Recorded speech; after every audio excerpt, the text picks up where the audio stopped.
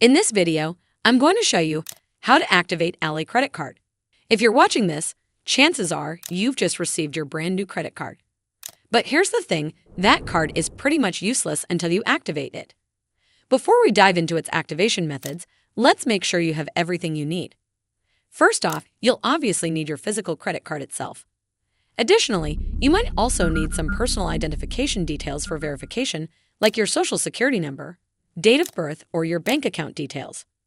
While not always required specifically for activation, it's a good idea to have these details handy. Step 1. You'll need to head over to ally.com/activate. You'll be prompted to enter some personal details, like your last name, date of birth, the last 4 digits of your social security number, your 16-digit credit card number, and the card's expiration date. Once you've filled in this information, click Continue, and your card will be activated within minutes. Well, that's how you activate your Ally credit card. I hope you found this video helpful.